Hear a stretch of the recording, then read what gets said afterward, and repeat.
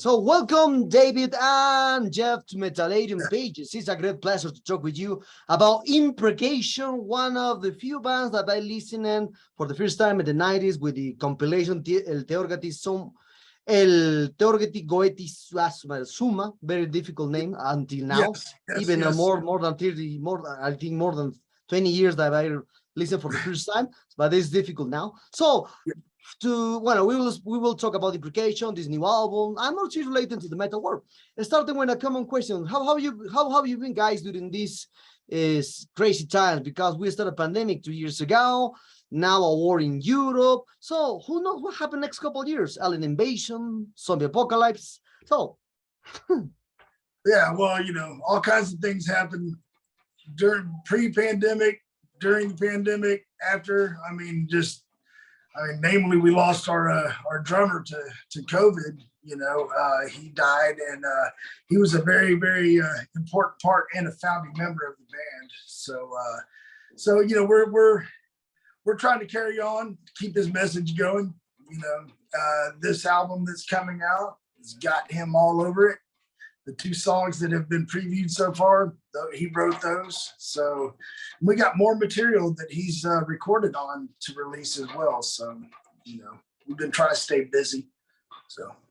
Okay. Well, now we will speak a little about the history of the band, because this is the first time the Imprecation do this an interview, especially from the Peru and Mexico website. So for this aspect, so you started the band in the 1991, Dave. So 1991. So then you released your first album in 2013. So why did you delay so much the time to release the first album to now? Man, we're called Imprecation because it's a wicked curse. That's exactly what this band is, man. From the moment we started, man, we had things just go wrong, but we managed to get the demo out. We got the 7-inch from Drown Productions out, then Herrera that you've heard, the compilation. But see, I quit in 1993, in late 93, to form a band that I took a while to form called Behemoron. But when I quit, Mark joined the band. Then they went through a revolving door of members. They got to record the 94 promo that make up the first 3 songs of the Herrera compilation. But after that, I don't know what happened. I wasn't in the band. I don't know why they didn't release a full length by that time. It seemed like we were geared to do it when I left. But that was one of the reasons why we got back together, because we had a bunch of unfinished business. Ruben just couldn't seem to get everybody to get along, I guess, in the band. These people were fighting. I don't know. Like I said, I wasn't in the band at the time, but he called me up in 2007 and asked if I wanted to get back and get Imprecation going again. And I'm pretty much against reunion things, if it's done for money or something like that, but we had too much unfinished business, so that's why we got back together. So but why did it take so long? I don't know, man. Like when the Imprecation got back together in 2007, we had 2 guys in the band.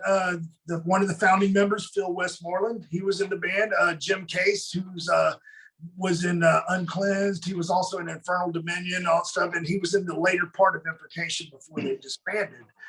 But we couldn't find common ground. Ruben and I and Milton all wanted to go. We wanted to go, like a little bit more cult and dark, and Phil wanted to do things more doomy, and none of us really kind of clicked on it. So it took about 1.5 years of back and forth, between all of us. And finally, we just all decided it was best to part ways. But from that point, when we got Danny Hiller back in the band, we kicked it to full gear, man. Like from Jehovah Denied in 2011 to where you see now, we've released 3 full lengths. We've done a couple of splits, and we got another 7-inch coming up. So we've been pretty busy, for the standards of a 10-year span, But quality above quantity is what I always say. You know, no Okay. need to just vomit shit out. You know.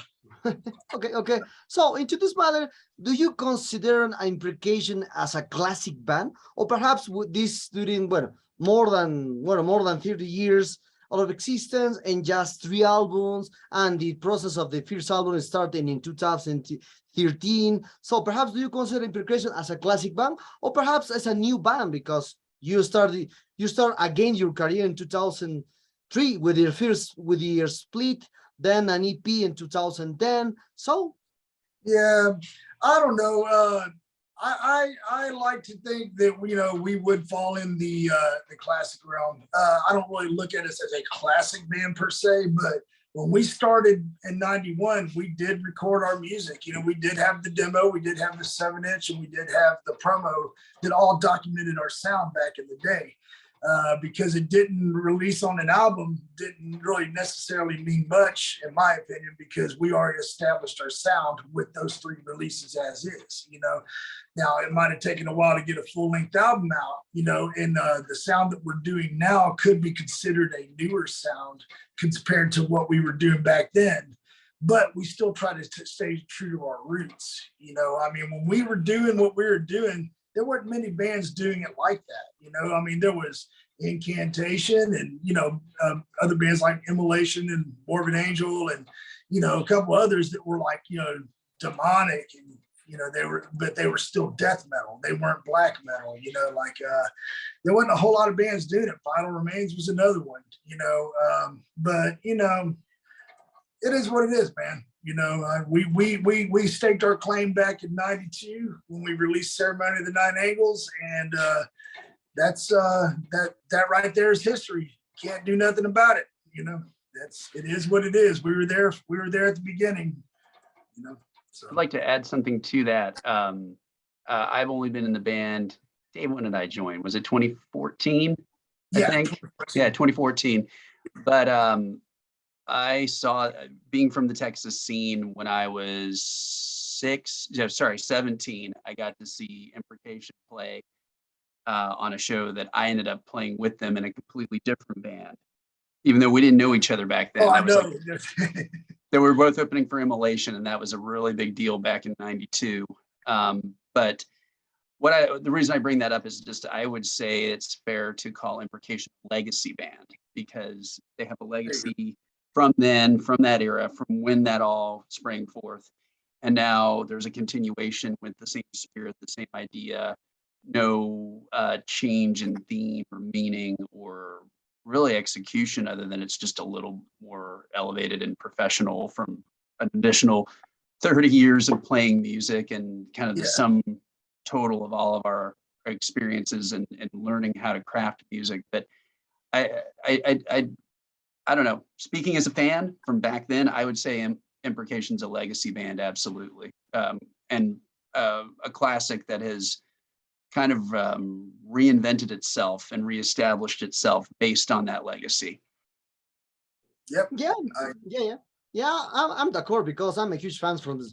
As I said, from the compilation of the Teorgis Goethe Summa, I love that compilation. When I hear that compilation, I said, man, this is the very different music from Immolation, Incantation, Suffocation, and Mass, and other bands. It's different band. And now, as you said, David, it's very different because when I hear this In Nomine Diaboli, you bring us this old essence from the demo stuff, but bring us something new. Always, as Jeff told us, is new, modern, but Imprecation sound of vibe. So how do you describe now the sound in this In Nomine Diaboli for both? Well, from my perspective, it's basically just the same mindset. We didn't really sit down and go, okay, now on this album we're gonna make it sound like this, or we're gonna do this. We when Ruben and I started an album, we started an album and stuff together. It was always just with he would just have some riffs. I would say, okay, that song's a keeper. That one needs to marinate a little bit more, whatever, and then we would start we would let, you know, Milton and everybody here, and then Milton would bring his stuff to the table. There was nothing really ever premeditated, like, okay, I need a song to be like this. We need to go for this kind of sound on this album. We do what we know how to do. With that being said, like bringing Nick Norris into the band, he brought a I don't know, like an atmosphere to the band. It's not a new atmosphere, but he is a younger guy, you know, so his techniques have a younger sound, but at the same time, it's not. When I hear his playing, it's respectful to what we did back in the 90s. Like, you know, like to me, he's listened to what we did in the 90s. He respects it. He's not trying to ape it. He just does it because he knows he's got the smarts to play it the way it was supposed to be played, you know. But, you know, our sound, you know, we got that sound because half of us were like all into things like Impelled Nazarene and Blasphemy and, you know, Seven Churches Possessed, Old Slayer, things like that. So we like that diabolical thing, and, you know, and mixing it with some classic death and stuff, you know, it came out different, you know. Even like the Scandinavian black metal scene kind of crept into our sound a little bit, you know. So, you know, it's just a mixture of all kinds of things. And I'd add that on this album in particular, it was absolutely the sum of our parts, because I feel like everybody brought something essential to the table. Absolutely. You know, Ruben and Milton spent a lot of time working together, getting kind of a lot of core ideas down. Nick, as Dave was saying, Nick brought in a couple of songs on his own, which was really impressive for, you know, for him being the youngest and newest member of the band. I got to do things with, you know, my own bass lines that Ruben really trusted me to kind of innovate on and make my own stamp on it. So I felt like everybody got to have their say, but we were all doing it in the same direction to, yeah, as Dave said, to preserve the feel of the band as it was always known. Yep. And then I'd also like to mention, you know, when Jeff came into the band, you know, he brought an extra element of visual aura, you know, and like, you know, with the way he laid out the albums, and we collaborate together on artwork, you know, like, you know, beforehand, I just pretty much kind of took it on my own to handle the way a record looked or something was going to come out. And then now that Jeff's here, he's got that keen vision as well that I think we work really well together and kind of come up with a concept. And so, you know, aside from sound, I think visually, you know, we got stronger as well, you know. So one thing that you said, David, is a curious thing, because when I hear for the first time Satana et Tenebris Infinita, your return, or your first full length, I did note something influence from the black metal scene. But then when Jeff entered the band in 2014, in Damnatio ad Bestias, I really felt the presence of black metal, because Jeff came from Aversa Sephira. It's impossible to know. Yes. That's fact. So that fact is impossible to see. But now in Nomini Diabolis, more death metal, yes, has a little black metal into there, but this death metal into this way. So in this aspect, who was in charge of the composition process? Jeff, the new guy. So how are you doing to bring all ideas, the black metal stuff from background from the Jeff? Because I think, Jeff, you are more black metal. All people know about your Aversa Sephira around the world, one of the first bands into the black metal in US, with Absu and I think two more, no more in the 90s. So, yeah. So how was the composition process for this new album? Oh, I'll quickly make a disclaimer. Thank you, by the way, for your credit. I appreciate that. I didn't have any really direct influence on the compositions. In fact, I have not written anything other than my own bass lines for the material for the last, actually, I didn't even play on Damnatio, even though I was credited on it. I don't know if that's all right for me to be telling everybody, Dave, but it's not a big dirty secret. It's just I came into the band. Well, it says it in the liner notes, you know. Yeah, Yeah, so it's But not that. I was already in the fold. You know, the album's already recorded by the time I was involved, so that's just the way it went. But I think it's worth observing that Milton and Ruben were in a Doomis for a long time, which was totally black metal, and then you guys were also collaborating with Dave, doing more of a 666. So, and then the Herrera. Oh, Yeah, so there was a lot of black metal going on outside of Imprecation for everybody involved. That said, I don't, I mean, I don't know if I would, I consider Damnatio, I mean, yeah, it's got some black elements, all of that stuff always will, but I consider it a pure death metal album. I don't know what you'd say, Dave, but I would say that I agree. Nominate is even more death metal, like Yeah. Javier is saying. Yeah, I think both albums, you know, I think Damnatio is where we hit our stride as where we are nowadays. You know, like with this current lineup, even though everybody wasn't on it, I think the approach on that album is kind of what set up the next couple releases, the split with Black Blood Invocation and this album right here, as well as the 7 inches coming up. It's kind of like to me, Damnatio was the springboard of who we are now, you know, is what I think Satane was more of a, you know, was our first full length. We were still, I mean, as old as we were, and as long as we've been around, you know, especially with other bands, I think Satane had a lot of the influences from our other bands in it, you know, Bohemian, Doomis, you know, had like a mix of all that stuff in there, as well as a little bit of Morbus, you know, mixed with death. I think Damnation is when we just said, let's be Imprecation, you know, and we didn't consciously say, hey, let's be Imprecation. I just think it just came out that way. I think Ruben wanted to bring that element back, and he's, you know, I think it worked. Okay.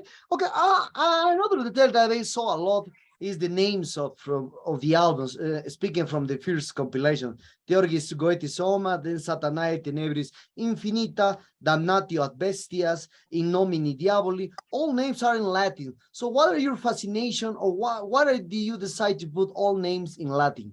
Do you have some inclination to this language, especially perhaps some books, some influence, or horror movies? Who knows? Latin just sounds badass. How about that? No. What it is okay, and it wasn't intentional. It wasn't like I said, okay, every one of our albums are going to be in Latin. It just what happened was, okay, we had Thereja.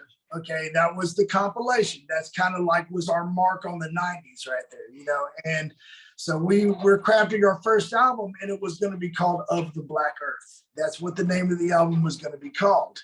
Well, a week before Of the Black Earth came out, Dark Descent, Matt from Dark Descent and I were talking on email, and we both made note that a band called Maveth from Sweden, I don't know if they're still around or not.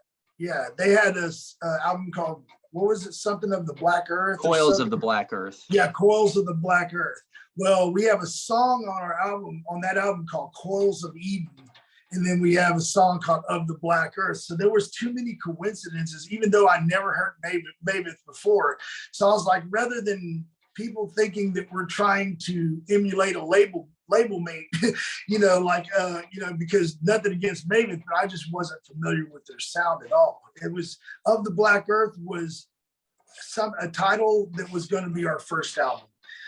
From the classic shirt that we have with our cross on the bottom, it says Of the Black Earth. And that was supposed to be our album title in the 90s. But because Maveth beat us to the punch, even though, it took 13 years for it to come, we decided to give it another name. And I was really attracted to bands like Offermod and like Mayhem's The Mysterious and stuff like that. I kind of like that Latin approach to the titles. Antaeus was another one with De Evangelicum, so things like that I kind of like that, so I decided, I got with a friend, Gilles de Laval, He writes a bunch of books, Black Magic Sorceries. But anyhow, I asked him like how to properly say the infinite darkness of Satan, and that's when he came up with Saxone Tenebris Infinita, and I was like, okay, that's our album name. So I presented it to Matt. I said, this is what our album's going to be called. You can go ahead and put that out there when you announce the album. And he goes, I like it because it reminds me of Thereja Goisha Suma. And then when I got with Chris Moyen to do the artwork, he said the same thing. So from that point, I kind of thought, why not just keep the albums all Latin based? I thought it just kind of fit us at that point now, so that's it. Okay. And so talking about the aspects of the lyrics, always you talk about the occultism, Satanism, and these aspects. So perhaps do you think are you considered as Satanism people in the band, or perhaps it's just a part of your art, not necessarily to be a Satanism religion involved? I can't speak for anybody else in the band. I love dark shit, man. It's like a lightning rod in my soul, man. Do I believe the guy with horns and wings and stuff? No, I might have lyrics with shit like that in it and stuff, but I think it's an unspeakable amoebic form, something that's so black that you can't comprehend. It's there, and I believe in it, man. It's like, it is what it is, man. Whether some people might laugh at it, scoff at it, I don't give a fuck. To me, it's what powers me, man. I'm real. I hold a steady job. I have a family. I'm not sitting here, with putting robes on and lighting torches and shit and doing all that stuff. Not dogging on that at all. That's just we know guys who do that. So yeah. That's just not my thing, but I love the power of darkness. And whether it's something that might be considered satanic or just something just plain evil, to me, there's a difference between the two, and evil comes in all forms. I definitely, I'm not about any kind of moral religion, so I spit on all those. So anything, that's it. Yeah, I mean, I'm with Dave in that I'm very anti-Christian, always have been. I think, and I don't want to, I don't want to turn into Dave Vincent circa blessed are the sick, but at the same time, I think that having satanic lyrics is a really kind of portable, metaphysical way of sort of capturing the sort of the mindset that we have, the common mindset that we have of darkness and kind of rejection of the common and Yes. rejection of the fearful. I think it's a powerful symbol. Satan is a confrontational symbol, and I don't think you have to believe in that entity to believe in sort of the idea of satanic power and of evil forces and of how you can weaponize that against your foes or your detractors or just, I don't know, society at large, who seems to really often miss the point of what life is about. A lot of people are just kind of on that little hamster wheel, and that doesn't even mean you have to be like Dave said. You don't have to sit around acting evil all day. You just kind of have to know that it's there and that it's a part of the universe and it's a part of your person, and not be afraid of it, not feel like you have to shy away from it. And I think Imprecation is one of those. We're a dedicatedly satanic band because we celebrate the existence of those forces, and we're unafraid. I think that's the easiest way to say it. Yeah, and to add to that, writing music, writing lyrics, it's so nice to escape the realities of fucking the world that we live in, man. And it's nice to imagine sulfur fumes burning in my lungs and fucking, dark chasms and, whatever the fuck, naked succubuses and, whatever comes to my mind. like things like that get me off. And it's nice to be able to escape for a little while, you know, instead of just writing about the government. Yeah, fuck, the government sucks, man. I wish all of them would fucking burn, you know, but fucking it is what it is. I can't do anything about it. I'm just a pawn on the fucking earth, you know, so I have to use and channel and find a way to find my power. And that's my power. And this is when I feel alive, you know. Okay, returning to this new album, especially for the cover art now, because the first two albums, Satine and Damnation, the cover arts are red, black, and white colors. But now you use more colors. So why did you decide to change, well, no, to return to all the stuff? Because in the first compilation, you did a colorful album. So, but now you are in a colorful album, but now you have decided to use more colors into this new one. So what did you decide to change the whole concept of the cover art in Imprecation? Jeff, you answer that first. Okay. Yeah, that, I mean, Dave and I, as Dave mentioned, we kind of work on the visuals together, but we came across this artist, Jose Sabregal, who's done a lot of great work for newer magical tomes and for other bands. And he's just amazing because he's just like a true neoclassical painter, like a genuine artist, not like just a album cover artist. And I had a concept of sort of an inverted, sort of an evil Metatron, and I really felt like he could do it. So I wanted him to do it his way with the watercolor and everything, and just, I guess what pushed me was that we worked with Sebastian Mazuera on Damnatio ad Bestias, which was, to me, the magnum opus of black and white album covers. I mean, that it was fucking unbelievable. And I knew we couldn't really, I put all those pieces together with him. Dave and I approached him and got it, and he hit it out of the park. He did something so iconic. I realized quickly we could never do that again. You know, we'd said everything there was to say about the black and white album cover, and I was like, let's go more artistic. Let's make it something like, I wanted the new album to look almost like one of those magic books that Sabregal had taken part in. So like a tome with a cover that if you saw it, you go, oh my, you know, this is going to have something truly powerful in it. And it was amazing too, because as you see it on the cover, I actually did like a sketch with just a pen showing him all the elements that I wanted. I just did this you should have seen that sketch too. Yeah, and awesome. Like, he put every single piece of detail in there and just interpreted it just like, again, as a true artist. And so I think it's just a natural progression. I think at this point, we branched out enough sort of from an art direction perspective that we want everything that we release to be unique, not to be repeating itself, not to be, I mean, and full respect to Moyen, but I mean, the goat head thing for us, there's that context, we've kind of moved past that.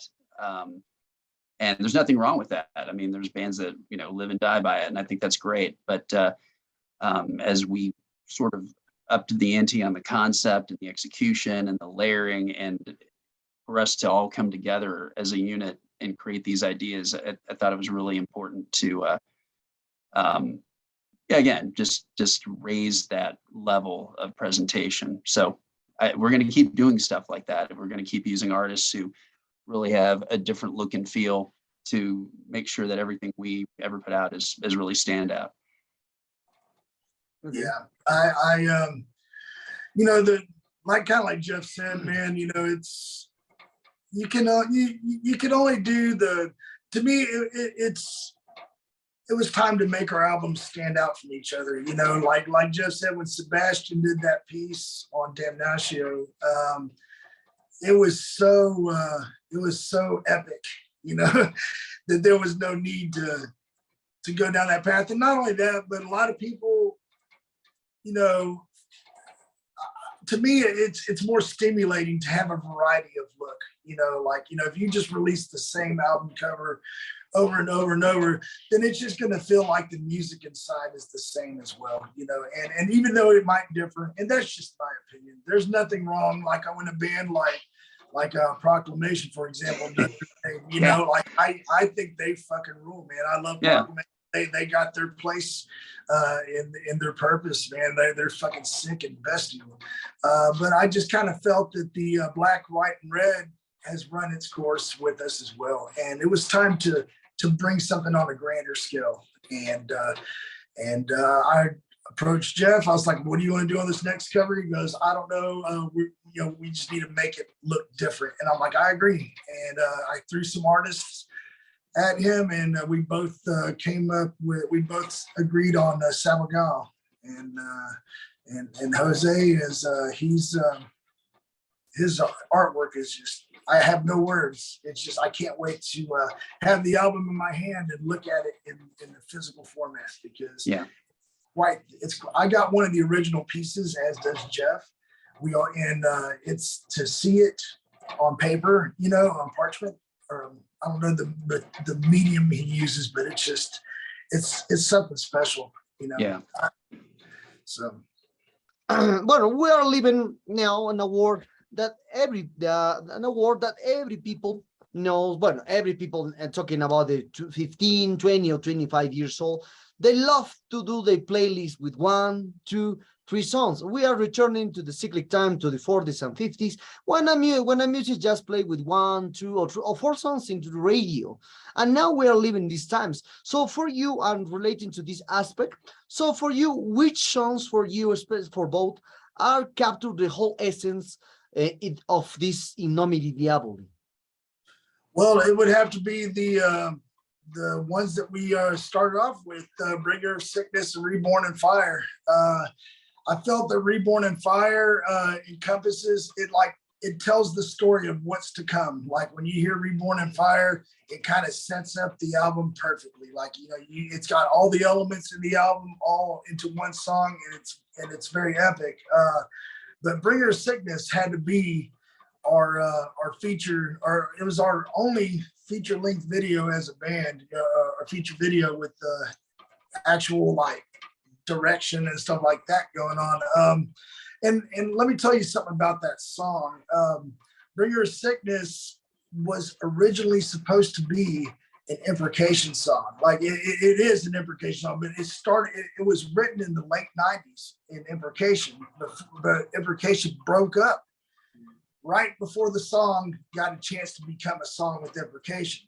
So here's the funny story is, Ruben had that song, he made some adjustments to it, put some black metal parts in it, and it became an Adumas song called Dark Existence.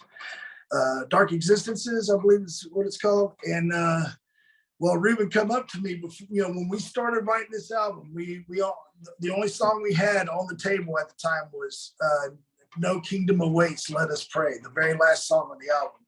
And he's like, okay, I got an idea. I don't know what you think about it. And I'm like, okay, what's going on? And he goes, there was a song that was written for Imprecation, back in '98, and we broke up before we could do anything with it. And I always really thought it was a good Imprecation song, but it didn't get to happen. And I was like, okay, so bust it out. So he plays it to me, and I didn't recognize it from being an Adumas song. He played it, and I'm like, man, that's really heavy, man. Let's do something with it. And that's when he came clean with me. And he goes, that's actually an Adumas. It became an Adumas song called Dark Existences. And I'm like, well, okay, I'm not familiar with that song. I was like, so do me a favor, do not send me any links to it. I don't want to know what the vocal patterns sound like. I don't want to know nothing. If we're going to make this an Imprecation song the way it was supposed to be an Imprecation song, I've got to hear it with fresh ears. I can't be influenced any way or another by the way it sounded then. So I didn't know if it was going to work, but it did.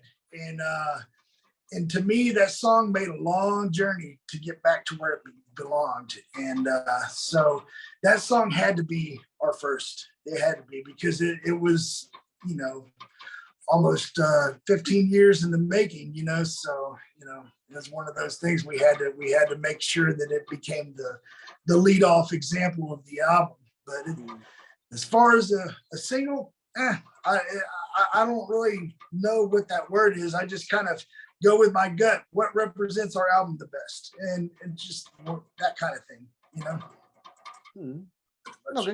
Okay. Okay. So we are very close in this interview, guys. And for that, what are the future plans that the band has for this In Nomine Diaboli?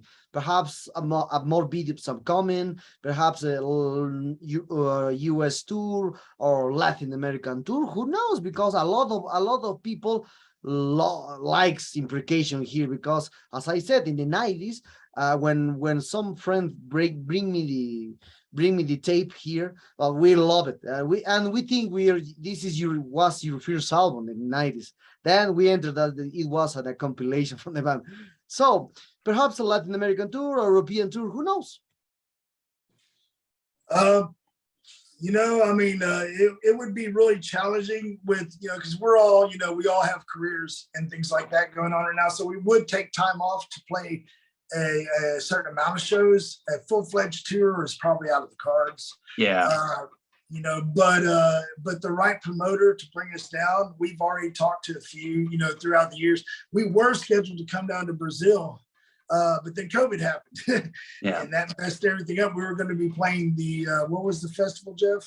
Setembro Negro in Sao Paulo. Yeah, we were supposed to be playing that one, and then COVID happened and just fucked everything up. but hopefully, you know, we'll get it to where we could come to South America, Mexico, you know, whenever it's available. If the offer's right, we'll take it, you know. And now I don't mind playing 2 or 3 dates around it, you know, but we can't do a full-fledged tour. We just have too much on the line, and we not five. It's hard to get 5 people who have careers to all simultaneously take weeks off at a time. It just can't happen, you know. Satan don't pay my bills. Okay.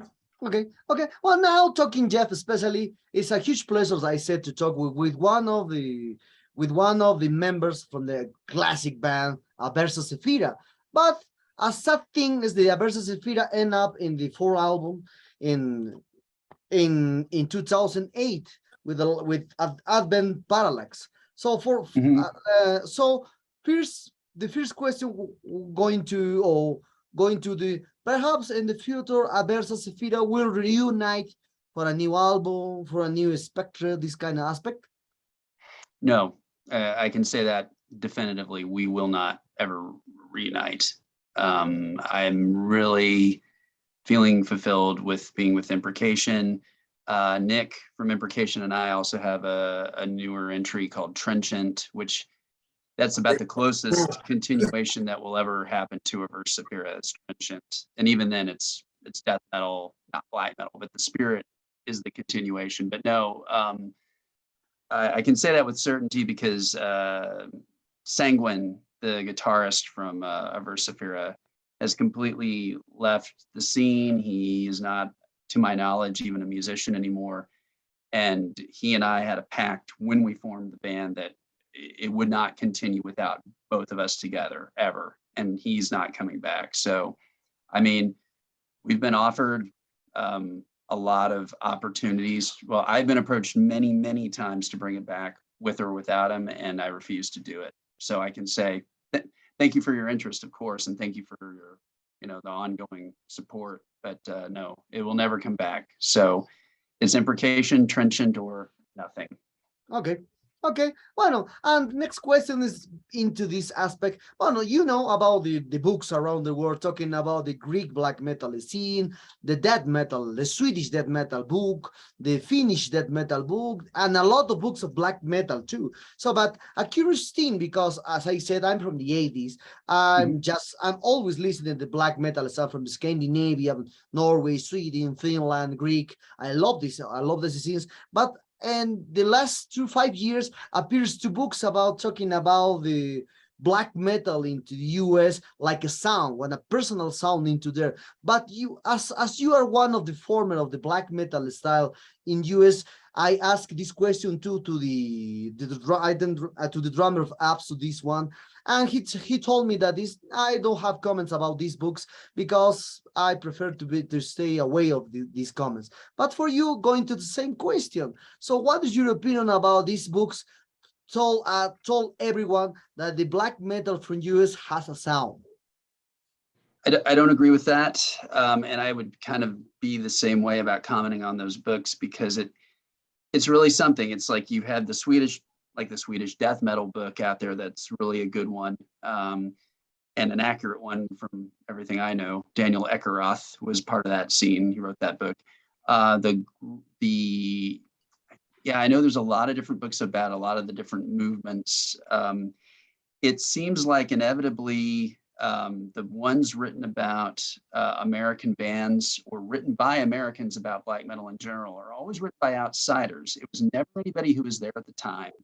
It was never anyone who had any direct connection to like the European forebears of the scene. I mean, not to celebrate myself too much, but I mean, I know I didn't have a lot of contact directly with a lot of the European bands at the time, other than just being a fan and following them like everybody else. But subsequently, you know, like I've worked with a lot of those bands and become really close with a lot of those bands. Like even there's slightly later entry like Watain, of course, really close friends of ours. We did a really famous early tour together with the Herrera back in 2003 throughout Europe. I guess what I'm trying to say is just, yeah, the books on the subject are only as good as the source. And I've never seen a black metal book that includes US bands that was written by anybody who had any insight into it, other than their own agenda and their own opinion. And Americans are really amazing at this point in injecting their own agenda into everything. They can't take any art on its own terms. They have to say, this is what it means to me, and this is what I think about it. And then they state it as sort of as a matter of fact, rather than an opinion or a subjective artistic interpretation. There is a book, I'm going to take a quick opportunity to slam the most recent book that was put out by Decibel, where initially I was like, you know, this sounds egotistical maybe, but they included Demon Sea, Absu, all our peers, and then we didn't even get mentioned. And I was like, that figures. But then I realized how the book was spending most of its time talking about all the un-PC qualities of the black metal scene, and how, you know, how edgy it was and how problematic it was. And I couldn't have been more honored to be excluded and forgotten about by that fucking retarded book. Exactly. So yeah, I'm a writer too. I do metal journalism. I try to pick whatever I think I actually have something to say about. I don't just review whatever. But I think a lot of the time, unless you really have an essential insight into what it is you're writing about, it's kind of, there's an old saying, writing about music is like dancing about architecture. It sort of lays, sometimes it doesn't need to be said. It's just an experiential thing where you don't need to throw in your own opinion, other than maybe to your friends about what it means to you. You don't have to try to define it for everybody, you know, by the power of your pen or whatever pretentious idea you might have. Yeah, I guess the short answer to your question is those books mostly miss the point, even if their facts are reasonably okay. I want Thomas Tannenberger from Abigor to write a black metal book, because that guy, he's got amazing opinions, and he's got a really complex way of talking about the material, and he was there for all of it, and he's so unflinching. I hope maybe he sees this, because I think he should absolutely write a book about it. It would be the most controversial black metal book ever. And that's what it should be anyhow, you know? Yeah. Like, say black metal sucks.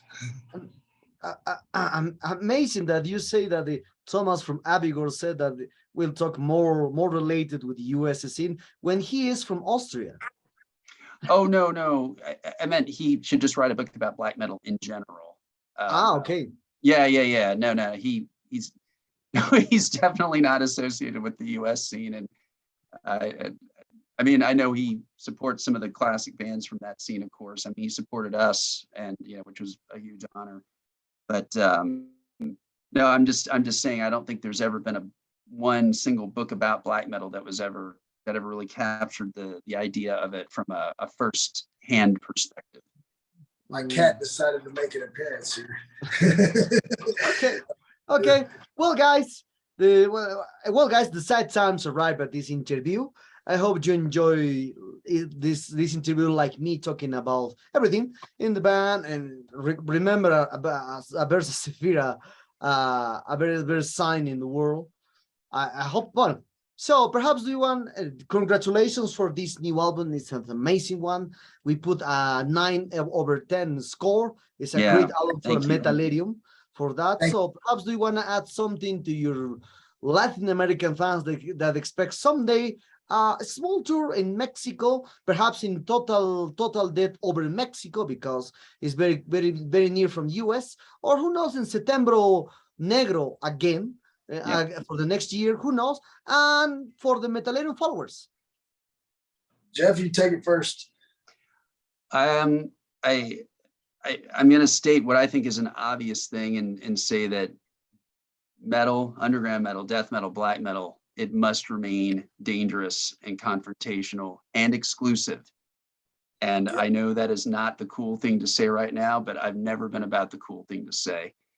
I think gatekeeping is crucial now more than ever, particularly in the US, because this is where they are trying to make it into yet another product, another novelty, and another place where you can just sort of play around with the wear your tinfoil hats and shit. You know? Yes, the term Thunderground was born here, and I think part of Imprecation's unofficial mission is to try to just stand against that and kill it off as hard as we can, and that will never make us as instantly popular as some of the newer stuff that has come out that is just very anxious to pander to the now, but you know, that's not what we're about, and I don't know what else to say. It must stay dangerous. That's it. Yes, and as far as like going to Latin America, we're always down for that. We have been talking to the guys in Total Death. At Total Death, we will be playing there. We were supposed to play there, but then everything was shutting down with the world, and so we couldn't. It was one of those situations where if we went to Mexico City to play, we'd be trapped. You know, like we couldn't return flight home. Things were kind of going crazy at the time, but we definitely would like to come back. You know, we played in Monterrey when we first got back together in 2007, and we played in Mexico in the 90s. You know, so Mexican audiences are always sick. They're fucking great people, man. They make you feel at home, and they give you a good time, man. They rage hard at the shows. We're looking forward to coming back. So I'd really like for us to be able to get back to South America. I love Brazil. I love the South American scene in general. I mean, we never got to play Peru or Chile or Argentina. Would love to find a way to just do a week and just get all of that done at once. Yeah, that would be our tour right there. We could hit each of those countries in a week. It'd be fucking awesome, and we would make it happen. We would make it happen. So